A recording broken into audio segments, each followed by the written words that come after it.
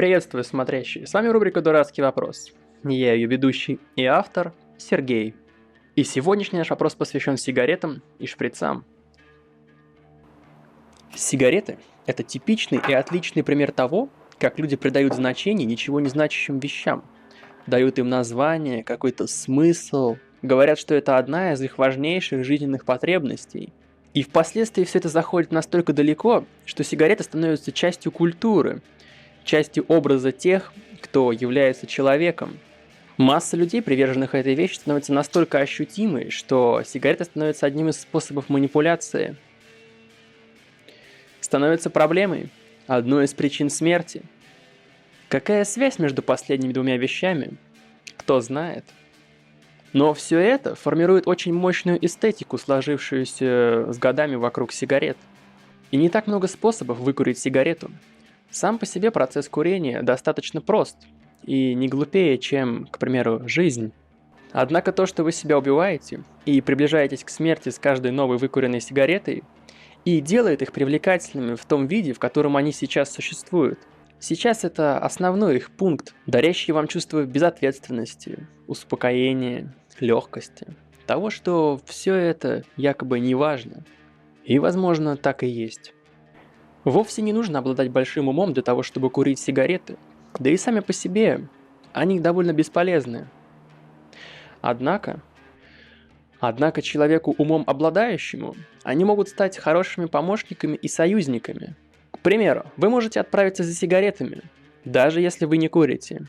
И это будет последним, что о вас будут знать и помнить в вашей семье, которая вас больше никогда не увидит.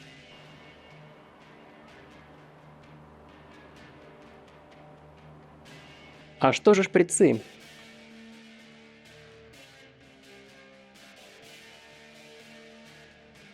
Шприцы – это также часть культуры, со своей собственной эстетикой.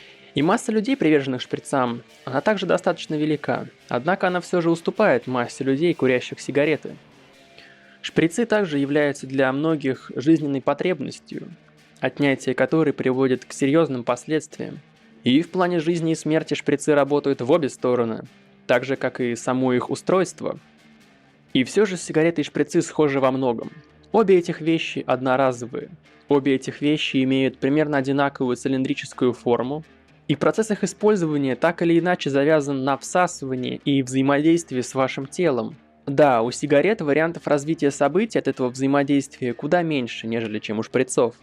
Меньше ритуально-индивидуальных особенностей, и по сути все курят одинаково. Тогда как шприц крайне разнообразен в этом плане. Однако, обе этих вещи дарят вам ощущения и эмоции. Самое интересное кроется в различиях между шприцами и сигаретами.